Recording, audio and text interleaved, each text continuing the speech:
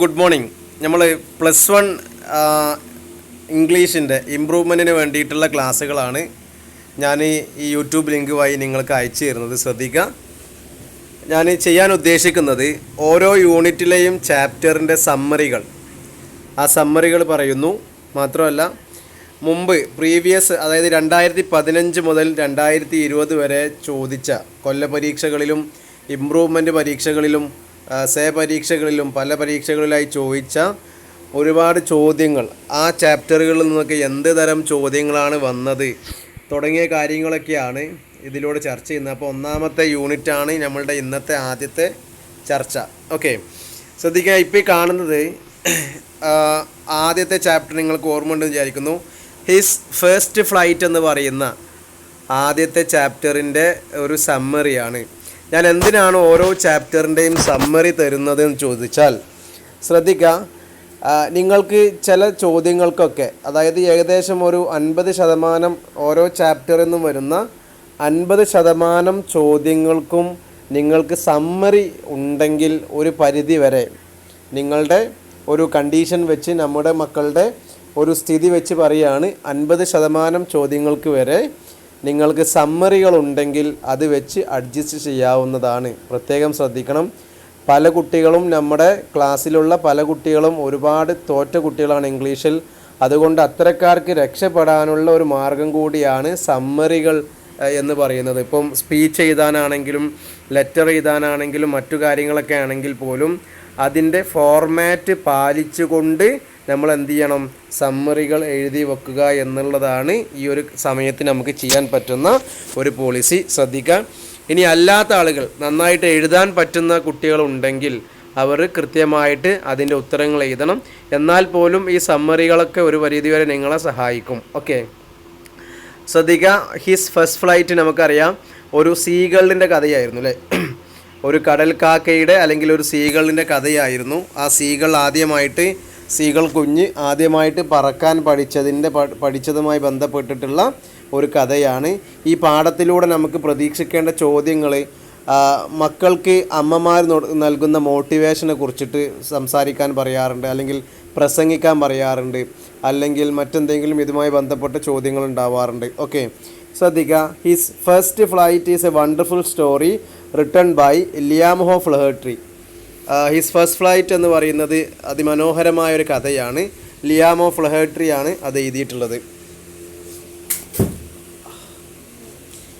It's a story of a young seagull who is afraid of flying. പറക്കാൻ പേടിയുള്ള ഒരു ചെറിയ കടൽ കാക്കയുടെ കഥയാണിത്. A family of seagulls lived on a ledge. ഒരു ലെഡ്ജിൽ, ഒരു ചെറിയ പാറക്കഷ്ണത്തിൽ അല്ലെങ്കിൽ ഒരു പാറക്കെട്ടിൽ ഒരു സീകളുടെ ഫാമിലി താമസിച്ചിരുന്നു, കുടുംബമായി താമസിച്ചിരുന്നു. A young seagull is left alone. ആ കൂട്ടത്തിൽപ്പെട്ട ഒരു ചെറിയ സീകൾ അതിനെ ഒറ്റക്കിട്ടു. As he is afraid to fly. അവന് പറക്കാൻ പേടി കാരണം അവൻ ഒറ്റപ്പെട്ടു. And is one among the slow learners. മാത്രമല്ല സാവധാനം പഠിക്കുന്നവരുടെ കൂട്ടത്തിലായിരുന്നു ഈ പറയുന്ന ചെറിയ seagull. All that the seagull needed was motivation. ഈ സീകളിന് ആവശ്യമുള്ളത് മോട്ടിവേഷനാണ്. മോട്ടിവേഷൻ എന്ന് പറഞ്ഞാൽ ഒരു പ്രോത്സാഹനമാണ്. പ്രോത്സാഹനത്തിൻ്റെ കുറവ് അവസാനം അമ്മ എന്ത് തരത്തിലുള്ള പ്രോത്സാഹനമാണ് സീകളിന് കൊടുക്കുന്നത് എന്നൊക്കെ പിന്നീട് നമ്മൾ അവസാനത്തിൽ അറിയുന്നുണ്ട് അല്ലേ. By way of punishment. അവന് പറക്കാൻ സമ്മതിക്കാത്തത് കാരണം ഒരു പണിഷ്മെൻറ്റ് എന്ന രീതിയിൽ his family left him alone on the ledge and flew away. അവൻ്റെ കുടുംബം എന്ത് ചെയ്തു, ഇവൻ താമസിക്കുന്ന ഈ പാറക്കെട്ടിൽ അല്ലെങ്കിൽ പാറയുടെ മേലെ ഉപേക്ഷിച്ച് മറ്റുള്ളവരൊക്കെ പാറിപ്പോയി. They mocked him for his cowardice. അവൻ്റെ ഭീരുത്വം കാരണം അവരൊക്കെ അവനെ കളിയാക്കി.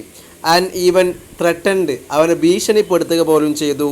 To let him starve. അവനെ പട്ടിണിക്കിടുമെന്ന് ഭീഷണിപ്പെടുത്തുക പോലും ചെയ്തു. He remained hungry for 24 hours. 24 മണിക്കൂറായപ്പോഴേക്ക് ഇവന് വിശന്ന് തുടങ്ങി. And was unable to shed off his fright to flight.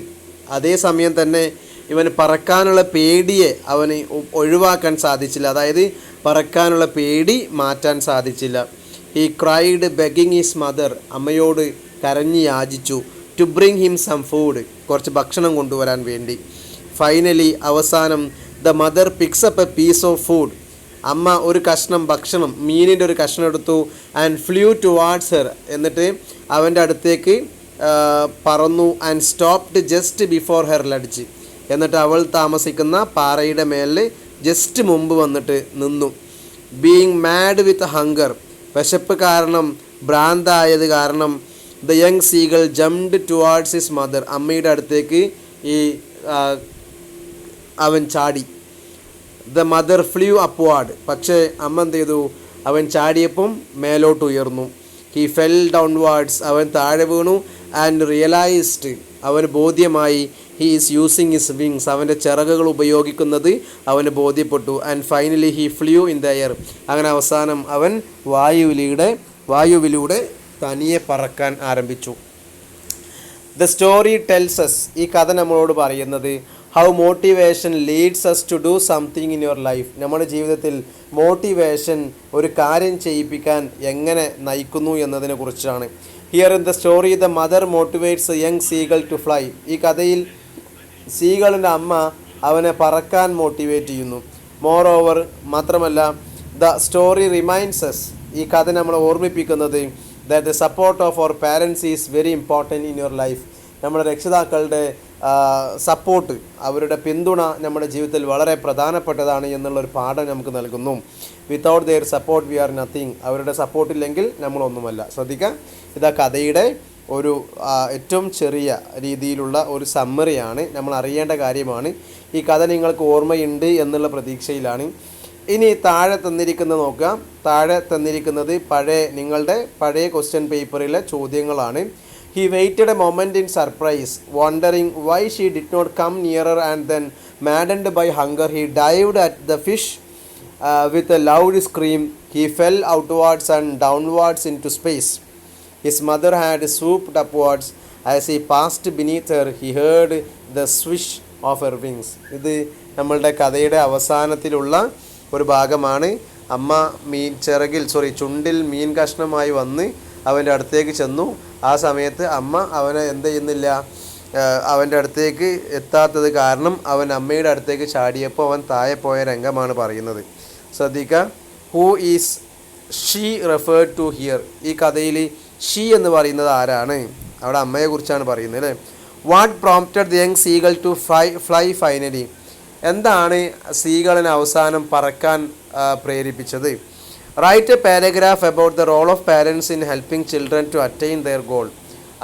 കുട്ടികൾ അവരുടെ സ്വപ്നം അല്ലെങ്കിൽ ലക്ഷ്യം നേടാൻ രക്ഷിതാക്കൾക്ക് എത്രത്തോളം പങ്കുണ്ട് എന്നതിനെ കുറിച്ചിട്ട് 3 മാർക്കിന് പാരഗ്രാഫ് എഴുതാനാണ് പറയുന്നത്. ശ്രദ്ധിക്കാം, ഇങ്ങനെ ഒരു രീതിയിൽ നമുക്ക് എന്ത് ചെയ്യാം, ഒരു ചോദ്യം പ്രതീക്ഷിക്കാം. ഈ ടെക്സ്റ്റ് ബുക്കിൽ നിന്ന് ഏതെങ്കിലും ഭാഗത്തുനിന്ന് എന്താ പറയുക, ഇതുപോലെ ഒരു പാരഗ്രാഫ് തന്നിട്ട് അതുമായി ബന്ധപ്പെട്ട് 2-3 ചോദ്യങ്ങൾ താഴെ തരാറുണ്ട്. ശ്രദ്ധിക്കണം. ഇനി രണ്ടാമത്തെ ഇതുമായി ബന്ധപ്പെട്ടൊരു ചോദ്യം വന്നത്, ഇതൊക്കെ പഴയ ക്വസ്റ്റ്യൻ പേപ്പറാണ്. In the story his first flight, the writer tells us about the first victory in the life of a young seagull.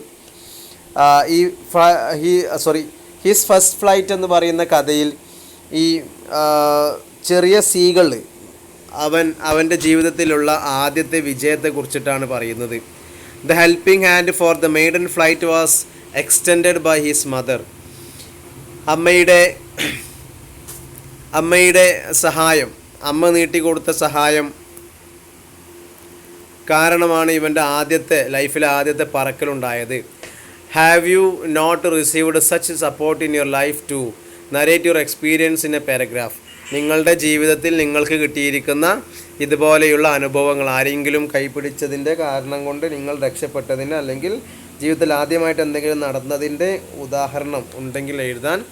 ഉണ്ടെങ്കിൽ എന്ന് പറഞ്ഞാൽ നിങ്ങൾക്കുണ്ടാവണം, എന്തെങ്കിലുമൊക്കെ എഴുതി വിടണം എന്നാണ് ഉദ്ദേശിക്കുന്നത്. Okay. The monstrous terror ceased him and his head stood still. He could hear nothing, but it only lasted a moment. What happened after that moment? Based on the reading of the story his first flight, write a paragraph of seagull's first flight. ശ്രദ്ധിക്കാൻ, നമ്മൾ ഈ കഥ വായിച്ചതിൻ്റെ അടിസ്ഥാനത്തിൽ സീകളിൻ്റെ ആദ്യത്തെ പറക്കലിനെ കുറിച്ച് എഴുതാനാണ് പറയുന്നത്. മേലെ നൽകിയിരിക്കുന്ന ഈ സമ്മറി എഴുതി വെച്ചാൽ നിങ്ങൾക്കതിന് ഫുൾ മാർക്ക് കിട്ടും. ഓക്കെ, ഇനി ശ്രദ്ധിക്കുക. ഇതാണ് ഹിസ് ഫസ്റ്റ് ഫ്ലൈറ്റ് എന്ന് പറയുന്നത്. ഇനി ശ്രദ്ധിക്കുക, രണ്ടാമത്തത് ഇവിടെ ഹെഡിങ്ങിൽ ഞാൻ ഹിസ് ഫസ്റ്റ് ഫ്ലൈറ്റ് എന്നാണ് കൊടുത്തിട്ടുള്ളത്. ആ ഹെഡിങ് തെറ്റാണ്. രണ്ടാമത്തെ ചാപ്റ്ററായ ഐ വിൽ ഫ്ലൈ എന്ന് പറയുന്ന ചാപ്റ്ററിൻ്റെ സമ്മറിയാണ് ഇതുള്ളത്. ശ്രദ്ധിക്കുക. Doctor APJ Abdul Kalam believes that the powerful mind of youth is the most important strength on the earth, under the earth and above the earth. Abdul കലാമിൻ്റെ വിശ്വാസപ്രകാരം ലോകത്ത് ഏറ്റവും പവർഫുള്ളായ മനസ്സുള്ളവർ അത് ചെറുപ്പക്കാരാണ്. He inaugurated the program called Shastrayan at Paravur in Kerala. കേരളത്തിലെ പറവൂർ എന്ന് പറയുന്ന സ്ഥലത്ത് അദ്ദേഹം ശാസ്ത്രയാൻ എന്ന് പറയുന്ന ഒരു പ്രോഗ്രാം ഉദ്ഘാടനം ചെയ്തു. After the speech many students raised their hands to ask questions. ഈ പ്രസംഗത്തിന് ശേഷം ഒരുപാട് കുട്ടികൾ ചോദ്യം ചോദിക്കാൻ വേണ്ടി കൈ പൊന്തിച്ചു. Abdul Kalam shared a question asked by a teenager. ഈ ഒരു ചാപ്റ്ററിലൂടെ അബ്ദുൽ കലാം നമ്മളോട് ഷെയർ ചെയ്യുന്നത് ഒരു ഒരു ടീനേജറായിട്ടുള്ള ഒരു കൗമാരക്കാരനായ ഒരു പയ്യൻ ചോദിച്ച ഒരു ചോദ്യം നമ്മോട് ഷെയർ ചെയ്തുകൊണ്ടാണ്. The boy expressed his fear. ആ കുട്ടി അവൻ്റെ പേടിയെ നമ്മളോട് പങ്കുവെക്കുന്നു. To talk to his teachers and ഫ്രണ്ട്സിനോടും അതുപോലെ ടീച്ചേഴ്സിനോടൊക്കെ സംസാരിക്കാനുള്ള അവൻ്റെ പേടിയാണ് അവൻ പങ്കുവെക്കുന്നത്. He admitted that he had not yet asked any question in his class. അവൻ ക്ലാസ്സിൽ ഇതുവരെ ഒരു ചോദ്യം പോലും ചോദിച്ചിട്ടില്ല എന്ന് സമ്മതിക്കുന്നു. The boy really wanted to become a marine engineer. ഈ കുട്ടിയാണെങ്കിൽ ശരിക്കും ഒരു മറൈൻ എഞ്ചിനീയർ ആവാൻ ആഗ്രഹിക്കുന്നു. Kalam in his reply to the boy recites a poem. Kalam ആ കുട്ടിക്ക് മറുപടി കൊടുക്കുന്നതിൽ ഒരു കവിത ചൊല്ലുന്നുണ്ട്. He asked him. ആ കലാം ഈ കവിതയിലൂടെ കുട്ടിയോട് പറയുന്നത് എന്തിനാ? To fly using his wings of goodness. നന്മയുടെ ഗുഡ്നെസ്സിൻ്റെ ചിറകുപയോഗിച്ച് പറക്കാൻ. ട്രസ്റ്റ്, അതുപോലെ വിശ്വാസതയുടെ സത്യസന്ധതയുടെ ചിറക് വെച്ച് പറക്കാൻ പറയുന്നു. അതുപോലെ പൊട്ടൻഷ്യാലിറ്റീസ്, കഴിവുകളുടെ ചിറക് വെച്ച് പറക്കാൻ പറയുന്നു.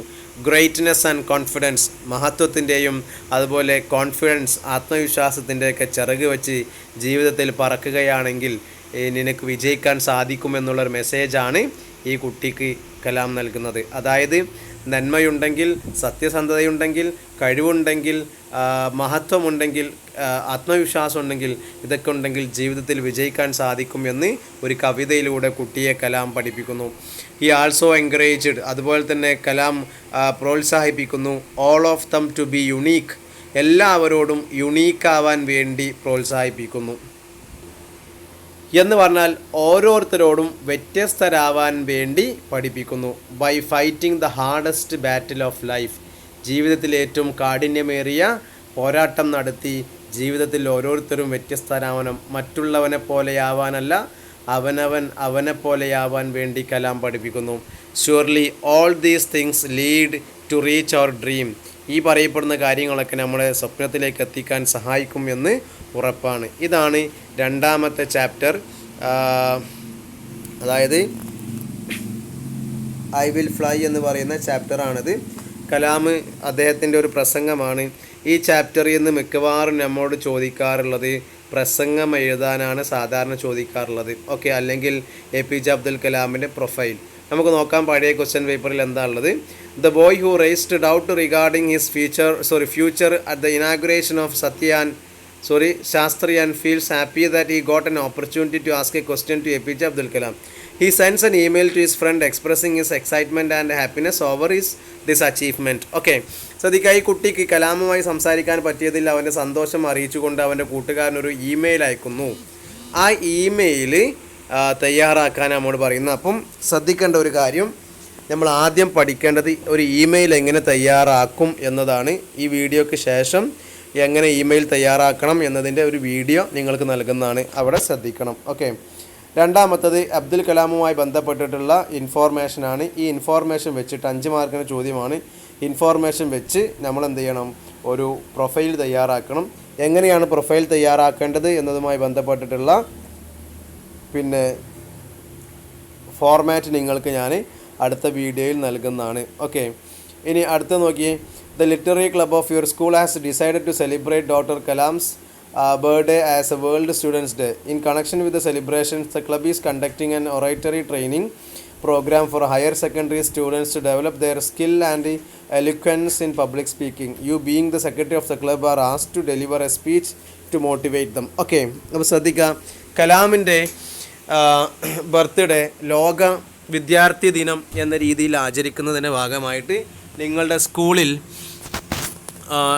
പ്രസംഗ പരിശീലനം നടത്തുന്നുണ്ട്. അതിലേക്ക് കുട്ടികളെ മോട്ടിവേറ്റ് ചെയ്യാൻ വേണ്ടി പ്രസംഗം തയ്യാറാക്കാനാണ് പറയുന്നത്. ശ്രദ്ധിക്കുക, പ്രസംഗം തയ്യാറാക്കുന്നതിൻ്റെ ഫോർമാറ്റ് ഞാൻ ബാക്കിൽ നിങ്ങൾക്ക് മറ്റൊരു വീഡിയോയിലൂടെ അറിയിക്കുന്നതാണ്. ഓക്കെ, ഇനി മറ്റൊരു പ്രധാനപ്പെട്ട ഈ യൂണിറ്റിലെ പ്രധാനപ്പെട്ട ഒരു കാര്യമാണ് നമ്മുടെ question for a theory of everything എന്ന് പറയുന്നത്. അതിൻ്റെ സമ്മറി ഞാനിവിടെ കൊടുത്തിട്ടില്ല, കാരണം അത് നമ്മുടെ സ്റ്റീഫൻ ഹോക്കിങ്ങിൻ്റെ ജീവചരിത്രമാണ്. അത് നിങ്ങൾക്ക് ഓരോ പാരഗ്രാഫ് വായിച്ചു കഴിഞ്ഞാലും അദ്ദേഹത്തിൻ്റെ ജീവചരിത്രം നിങ്ങൾക്ക് ലഭിക്കുന്നതാണ്.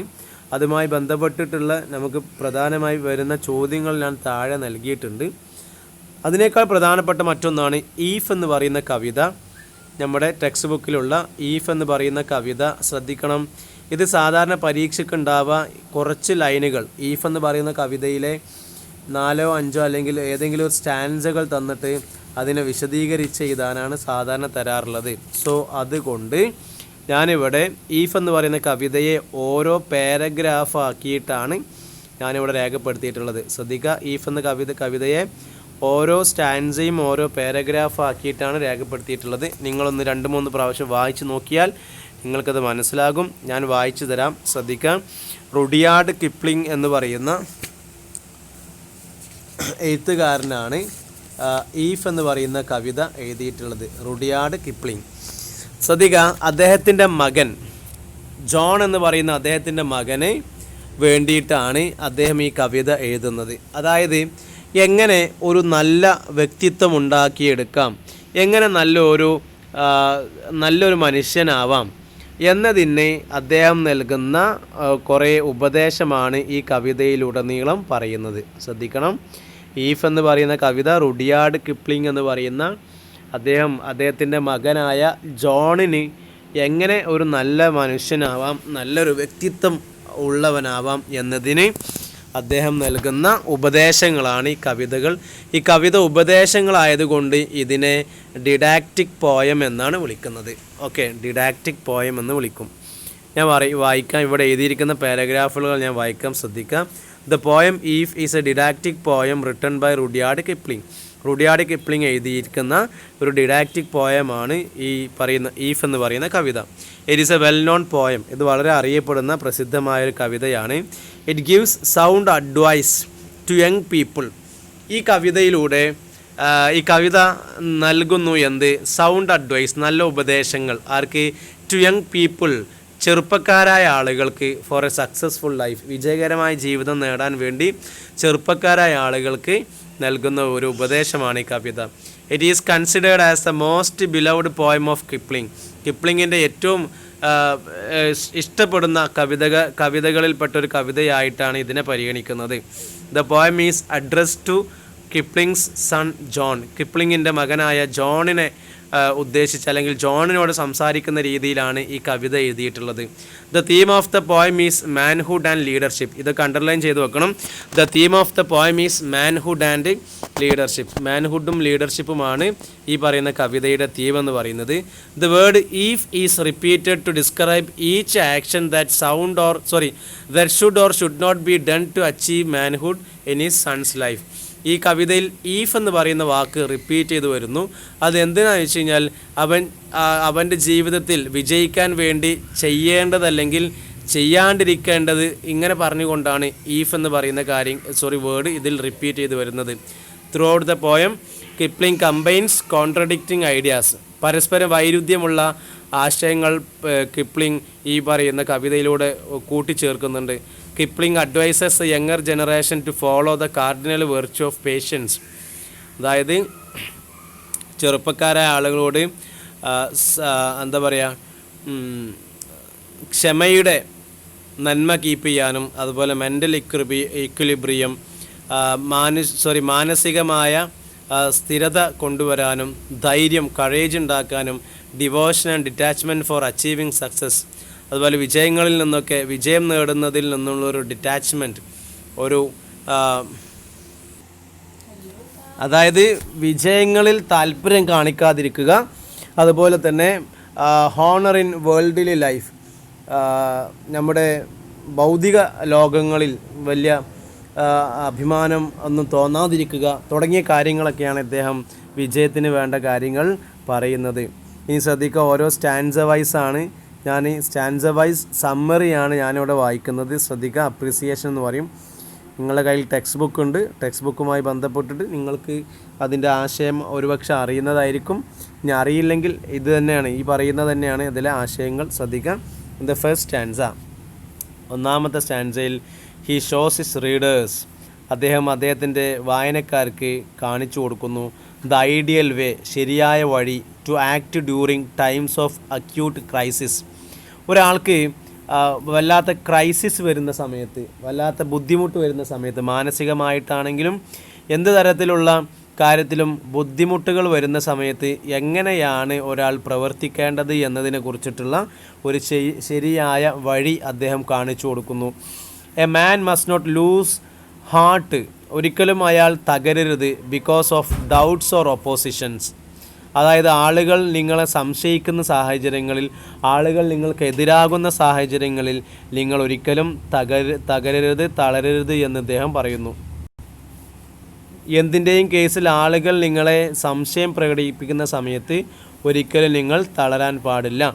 അതുപോലെ the poet advises readers to be strong, അതുപോലെ കവി ആളുകളോട്, വായനക്കാരോട് ഉപദേശിക്കുന്നു എന്തിന്? ടു ബി സ്ട്രോങ്, വളരെ ശക്തരാവാൻ എന്ന് പറഞ്ഞാൽ മാനസിക ശക്തി നേടുന്നതിനെ കുറിച്ചാണ് പറയുന്നത്.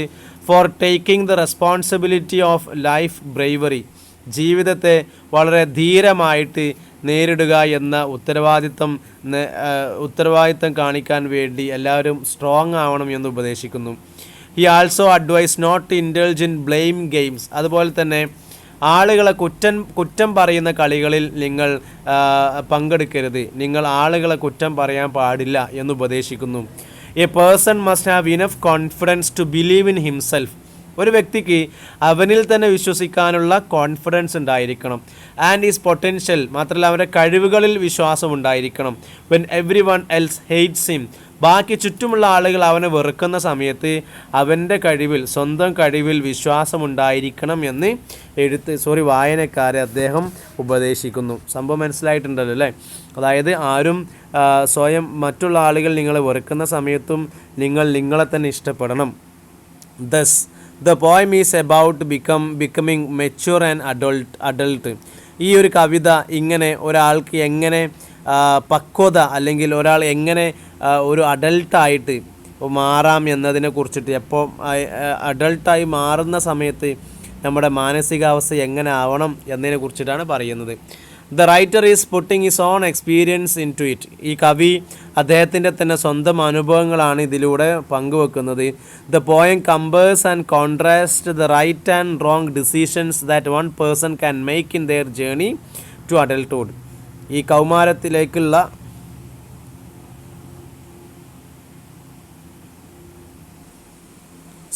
യൗവനത്തിലേക്ക് പ്രവേശിക്കുന്ന ഒരാൾ അദ്ദേഹത്തിൻ്റെ ജീവിതത്തിൽ ചെയ്യേണ്ടതും ചെയ്യാൻ പാടില്ലാത്തതുമായ പലതരം കാര്യങ്ങളെ കുറിച്ചിട്ടാണ് അദ്ദേഹം ഈ കവിതയിലൂടെ പറയുന്നത്. ഇനി രണ്ടാമത്തെ സ്റ്റാൻസയിലേക്ക് വരാം. The second stanza reminds us the correct way to pursue one's goals in life. എങ്ങനെയാണ് ഒരാൾ അയാളുടെ ജീവിതത്തിൽ സ്വപ്നങ്ങൾ പിന്തുടരേണ്ടത് എന്നതിൻ്റെ ശരിയായ വഴിയാണ് രണ്ടാമത്തെ സ്റ്റാൻസയിലൂടെ ഇദ്ദേഹം പറയുന്നത്. He ask his readers to dream, ആളുകളോട് സ്വപ്നം കാണാൻ പറയുന്നുണ്ട്. ബിക്കോസ് ഡ്രീംസ് ആർ ഇമ്പോർട്ടൻറ്റ്, സ്വപ്നം വളരെ പ്രധാനപ്പെട്ടതാണ്. അപ്പം നിങ്ങളൊക്കെ അല്ലെങ്കിൽ നമ്മളൊക്കെ സ്വപ്നം കാണേണ്ടതാണ്. എല്ലാവരും വലിയ വലിയ സ്വപ്നം കാണണം, കാരണം അത് വളരെ പ്രധാനപ്പെട്ടതാണ്. But at the same time, അതേസമയം he advises them that their dreams must not lose sight of reality. ഒരിക്കലും നിങ്ങൾക്ക് യാഥാർത്ഥ്യത്തോടുള്ള കാഴ്ചപ്പാട് കാഴ്ചപ്പാടില്ലാതെ സ്വപ്നം കാണരുത്, അതായത് ഒരിക്കലും നടക്കാത്ത സ്വപ്നം കാണരുത് എന്നാണ് ഇദ്ദേഹം പറയുന്നത്. യാഥാർത്ഥ്യത്തിലുള്ള കാഴ്ചയെ നിങ്ങൾക്ക് നഷ്ടപ്പെടാത്ത രീതിയിലുള്ള സ്വപ്നങ്ങളായിരിക്കണം കാണേണ്ടത്, നഷ്ടപ്പെടുന്ന രീതിയിലുള്ള സ്വപ്നങ്ങൾ കാണരുത്. അത് ക്ലിയറാണെന്ന് വിചാരിക്കുന്നു. അതായത് നമുക്ക് നേടാൻ കഴിയുന്ന സംഭവിക്കുന്ന കാര്യങ്ങൾ സ്വപ്നം കാണുക, സ്വപ്നം കണ്ട് അതിന് ശ്രമിക്കാണ്ട് ഇരിക്കാനും പാടില്ല. Okay. He also tells not to be changed by victory or failure in life.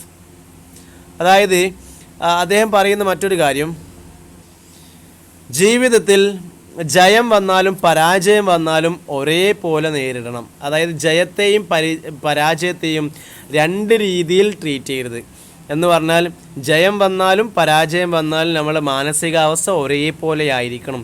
ജയിക്കുമ്പം വല്ലാതെ സന്തോഷിക്കുകയും തോൽക്കുമ്പം അതിനേക്കാൾ കൂടുതൽ ടെൻഷൻ അടിച്ച് ആത്മഹത്യ ചെയ്യുകയും ചെയ്യുന്ന അവസ്ഥ ഉണ്ടാവരുത്.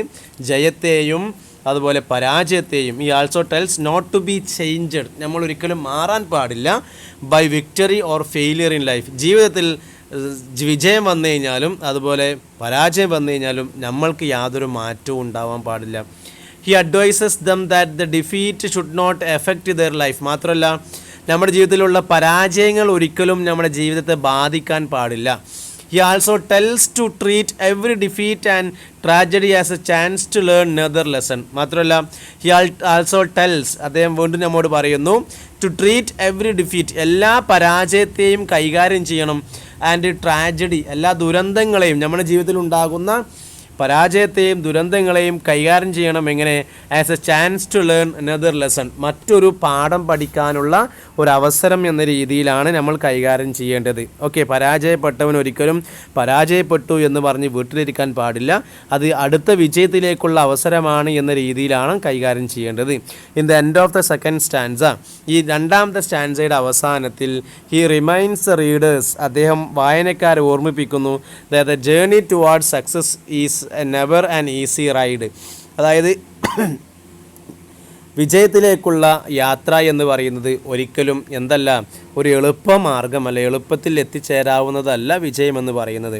മാത്രമല്ല ദ പോയിന്റ് ഗിവ്സ് us കറേജ്, ഈ കവി നമുക്ക് ധൈര്യം തരുന്നു, സേയിങ്, പറഞ്ഞുകൊണ്ട് that strength lies in getting past the traps.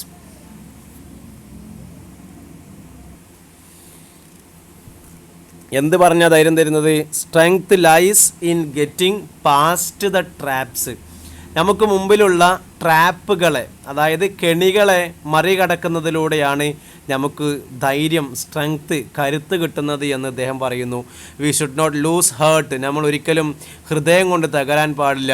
When we see our world words twisted by people, ആളുകൾ നമ്മൾ പറഞ്ഞ വാക്കുകളെ ട്വിസ്റ്റ് ചെയ്യുക എന്ന് പറഞ്ഞാൽ വളച്ചൊടിക്കുമ്പോൾ നമ്മൾ ഒരിക്കലും തകരാൻ പാടില്ല. ഒരുപക്ഷെ നമ്മൾ ആരോടെങ്കിലും നമ്മൾ എവിടെയെങ്കിലും പറഞ്ഞ വാക്കുകൾ മറ്റൊരു രീതിയിൽ വളച്ചൊടിച്ച് നമ്മൾ വീണ്ടും അതിനെ മറ്റൊരു രീതിയിൽ കേൾക്കാൻ സാധിച്ചേക്കാം. ആ സമയത്തൊന്നും നമ്മൾ ഒരിക്കലും നമ്മുടെ മനസ്സ് പതറാൻ പാടില്ല. Then he prepares his readers to have strength, patience and courage.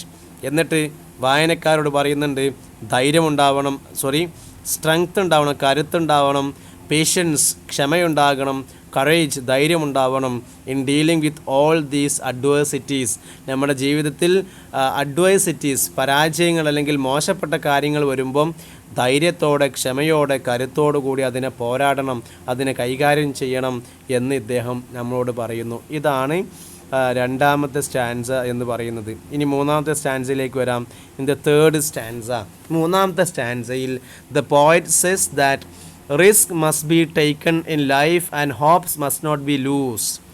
Risk must be taken in life, നമ്മുടെ ജീവിതത്തിൽ റിസ്ക് എടുക്കണം. And hope must not be lost, നമ്മുടെ ജീവിതത്തിൽ ഒരിക്കലും പ്രതീക്ഷകൾ നഷ്ടപ്പെടാൻ പാടില്ല. If things do not work out the desired way, നമ്മൾ ആഗ്രഹിച്ച രീതിയിൽ കാര്യങ്ങൾ നടന്നിട്ടില്ലെങ്കിലും പ്രതീക്ഷ നഷ്ടപ്പെടാതെ ജീവിതത്തിൽ മുന്നോട്ട് തന്നെ പോകണം, പ്രതീക്ഷയോടുകൂടി പരാജയപ്പെടാതെ മുന്നോട്ട് പോകണം എന്ന് അദ്ദേഹം നമ്മളെ ഉപദേശിക്കുന്നു. The poet says that a man must be able to risk all his achievements while aiming towards bigger goals. അതുപോലെ തന്നെ അദ്ദേഹം പറയുന്ന മറ്റൊരു കാര്യം, നമ്മളെന്ത് ചെയ്യണം, നമ്മുടെ എല്ലാ നേട്ടങ്ങളെയും റിസ്ക് ചെയ്യണം. എന്തിന്?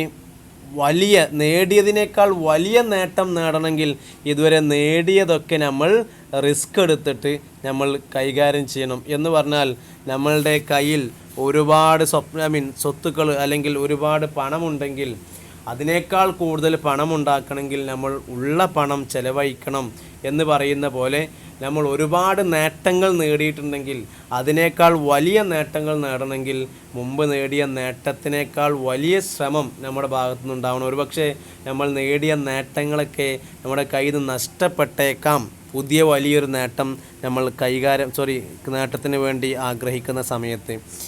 മാത്രമല്ല, he gives the readers enough courage, അതുപോലെ തന്നെ വായനക്കാർക്ക് ആവശ്യത്തിനുള്ള ധൈര്യം കൊടുക്കുന്നു. Saying that if you don't succeed, നിങ്ങൾ പുതിയ നേട്ടം പുതിയ അച്ചീവ്മെൻറ്റുകൾ നേടാൻ വേണ്ടി പോകുന്ന സമയത്ത് നിങ്ങൾ വിജയിച്ചിട്ടില്ലെങ്കിൽ ട്രൈ അഗെയിൻ, വീണ്ടും ശ്രമിക്കുക എന്ന രീതിയിൽ ധൈര്യം നൽകുന്നു.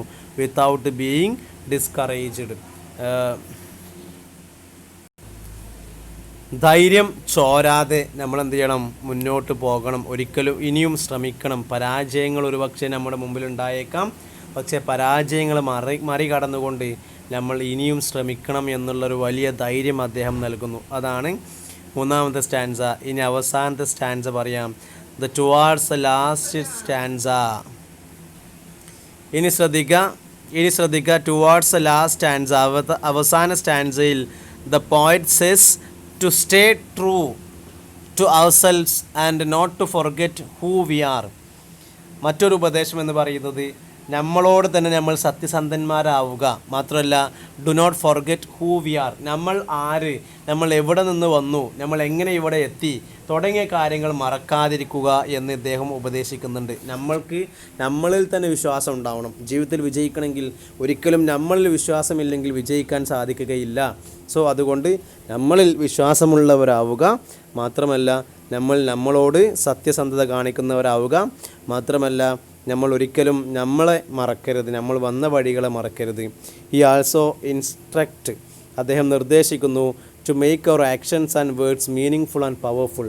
നമ്മൾ പറയുന്ന വാക്കുകളും ചെയ്യുന്ന പ്രവർത്തനങ്ങളും വളരെ അർത്ഥവത്തായതും നല്ല പവർഫുള്ളായതുമായിരിക്കണം. വെറുതെ തമാശയ്ക്ക് വേണ്ടി പറയുന്നതാവരുത്. നമ്മളുടെ പറയുന്ന കാര്യങ്ങളിൽ ചെയ്യുന്ന പ്രവർത്തനങ്ങളിൽ നമ്മൾ അർത്ഥവത്തായ കാര്യങ്ങളായിരിക്കണം. Thus the poet wants his readers to become a true man. അങ്ങനെ ഈ കവി അദ്ദേഹത്തിൻ്റെ വായനക്കാരൊക്കെ ഒരു ശരിയായ മനുഷ്യനായി തീരാൻ ആഗ്രഹിക്കുന്നു. who can fit well with all sections of society. സമൂഹത്തിലെ എല്ലാവരോടും കിടപിടിക്കാവുന്ന, അതായത് സമൂഹത്തിൽ ഉയർന്ന തലത്തിൽ നിൽക്കുന്ന രാജാവാണെങ്കിൽ അദ്ദേഹത്തോടും, അതുപോലെ ഏറ്റവും താഴെ കിടക്കുന്ന ജോലിക്കാരനാണെങ്കിൽ അവനോടും ഒരേ രീതിയിൽ അവൻ്റെ കാര്യങ്ങൾ സംസാരിക്കാനും കൈകാര്യം ചെയ്യാനും പറ്റുന്ന ഒരാളായി മാറാൻ പറയുന്നുണ്ട്. നിങ്ങളുടെ ടെക്സ്റ്റ് ബുക്കിൽ രാജാവിനോടും അതുപോലെ തന്നെ സാധാരണക്കാരനോടും ഒരേപോലെ പെരുമാറണം എന്ന് പറഞ്ഞ പോലെ, then he ask his readers to mingle with common crowd. മാത്രമല്ല സാധാരണ ജനക്കൂട്ടങ്ങൾക്കിടയിൽ മിങ്കിളാവാൻ എന്ന് പറഞ്ഞാൽ അവരുമായിട്ട് മിക്സ് ആവാൻ, ഇടകലരാൻ അദ്ദേഹം പറയുന്നുണ്ട്. വിത്തൗട്ട് ലൂസിങ് ദെയർ ഇൻഡിവിജ്വാലിറ്റി, അവരുടെ വ്യക്തിത്വം നഷ്ടപ്പെടാതെ സാധാരണക്കാരോട് നമ്മൾക്ക് ബന്ധമുണ്ടായിരിക്കണം.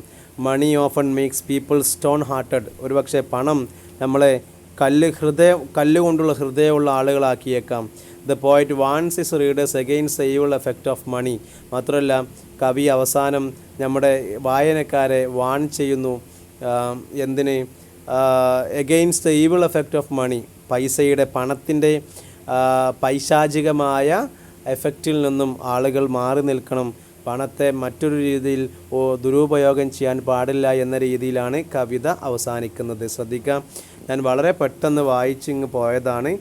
ഇത് ഓരോ സ്റ്റാൻസയുടെയും സമ്മറിയാണ് ഓരോ പാരഗ്രാഫ് എന്ന് പറയുന്നത്. ഇതിൻ്റെ PDF ഞാൻ നിങ്ങളുടെ ഗ്രൂപ്പിലേക്ക് അയച്ചു തരാം. ശ്രദ്ധിക്കണം, ഈ കവിതയിൽ നിന്നും ചോദിക്കർ സാധാരണ ഒരു സ്റ്റാൻസ തരും, എന്നിട്ട് ആ സ്റ്റാൻസയിൽ നിന്നും നമ്മളോട് എഴുതാനായിരിക്കും പറയാറുള്ളത്. Okay, the concluding lines say that if you don't waste time but spend each second fruitfully then the earth is yours. ഇതിൻ്റെ അവസാന വരിയാണ്. If you don't waste the time, നിങ്ങൾ നിങ്ങളെ സമയം പാഴാക്കിയിട്ടില്ലെങ്കിൽ, but spend each second fruitfully, നിങ്ങളുടെ ജീവിതത്തിൽ ഓരോ സെക്കൻഡും ഫലവത്തായി നിങ്ങൾ ഉപയോഗിക്കുന്നുണ്ടെങ്കിൽ, then the earth is yours, അങ്ങനെയാണെങ്കിൽ ഭൂമി നിങ്ങളുടേതാണ്. ഹി ആൾസോ ആഡ്സ്, മാത്രമല്ല അദ്ദേഹം കൂട്ടിച്ചേർക്കുന്നു, you will be successful in life, നിങ്ങളുടെ ജീവിതത്തിൽ നിങ്ങൾ വിജയിച്ചവരായിത്തീരും. ടൈം ഇഫ് വേസ്റ്റഡ്, സമയം വേസ്റ്റാക്കി കഴിഞ്ഞാൽ, വിൽ നെവർ ഫൊർഗീവ് യു, നിങ്ങൾക്ക് ഒരിക്കലും മാപ്പ് നൽകുകയില്ല. But if his readers can make the most out of the time, no force can stop them from conquering the world. ഇനി അതേ സമയത്ത് നിങ്ങൾ ആരെങ്കിലും സമയത്തെ ആവശ്യം പോലെ സമയത്തെ നല്ല രീതിയിൽ ഉപയോഗപ്പെടുത്തി കഴിഞ്ഞാൽ ലോകം കീഴടക്കുന്നതിൽ നിന്നും നിങ്ങളെ ആർക്കും പരാജയപ്പെടുത്താൻ സാധിക്കുകയില്ല. ശ്രദ്ധിക്കണം, ഈ അവസാനത്തെ വരി ഇമ്പോർട്ടൻ്റ് ആണ്.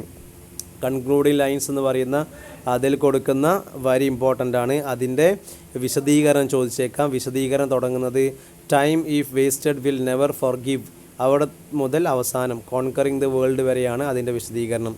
ഓക്കെ, അപ്പോൾ ഇതാണ് കവിത. ഓരോ സ്റ്റാൻസയും നമ്മൾ അറിഞ്ഞിരിക്കണം. ഓരോ സ്റ്റാൻസയിലും പറയുന്ന കാര്യങ്ങൾ എന്താണെന്ന് അറിഞ്ഞിരിക്കൽ അത്യാവശ്യമാണ്. ക്ലിയർ ആണെന്ന് വിചാരിക്കുന്നു. ഈ പാഠത്തിൽ നിന്ന് ചോദിക്കുന്ന ചോദ്യങ്ങൾ ഞാൻ നേരത്തെ പറഞ്ഞു. ഒരുപക്ഷെ ലൈനുകൾ തന്ന് വിശദീകരണം ചോദിച്ചേക്കാം. അപ്പോൾ അത് വളരെ ഇമ്പോർട്ടൻ്റ് ആണ്, ശ്രദ്ധിക്കുക. ഇനി സ്റ്റീഫൻ ഹോക്കിങ്ങുമായി ബന്ധപ്പെട്ട ചാപ്റ്ററാണ്. സ്റ്റീഫൻ ഹോക്കിങ് അദ്ദേഹത്തിൻ്റെ ജീവിതത്തിൽ നേരിട്ടിട്ടുള്ള ഒരുപാട് പ്രയാസങ്ങളെക്കുറിച്ചിട്ടാണ് quest for a theory of everything എന്ന് പറയുന്ന ചാപ്റ്റർ പറയുന്നത്. ഞാനത് വിശദീകരിക്കുന്നില്ല. അദ്ദേഹം ഒരു സാധാരണ കുട്ടിയായിരുന്നു. അങ്ങനെ അദ്ദേഹത്തിൻ്റെ ഏകദേശം കോളേജ് പഠന കാലഘട്ടത്തിലാണ് അദ്ദേഹത്തിന് തലകറക്കം, അതുപോലെ പിന്നെ ഷൂവിൻ്റെ ലേസ് കെട്ടാനുള്ള പ്രയാസം, ഇങ്ങനെ തുടങ്ങിയിട്ടുള്ള ഒരുപാട് അസുഖങ്ങൾക്കുള്ള ലക്ഷണങ്ങൾ കാണുകയും അവസാനം അമിയോട്രോഫിക് ലാറ്ററൽ സ്ലെറോസിസ് എന്ന അസുഖമാണ് അത് എന്ന് തിരിച്ചറിയുകയും അതിനുശേഷം അദ്ദേഹത്തിൻ്റെ ഒരു സുഹൃത്ത്, ഒരു കൂട്ടുകാരൻ അദ്ദേഹത്തിനൊരു കമ്പ്യൂട്ടറൈസ്ഡ് ചെയർ ഉണ്ടാക്കി നൽകുകയും അദ്ദേഹം പുസ്തകം പബ്ലിഷ് ചെയ്യുക തുടങ്ങിയ കാര്യങ്ങളൊക്കെ ആണ് ഈ ഒരു ചാപ്റ്ററിൽ ഡിസ്കസ് ചെയ്യുന്നത്. അത് ഞാൻ പറയുന്നില്ല. ആവശ്യമുണ്ടെങ്കിൽ നിങ്ങൾക്ക്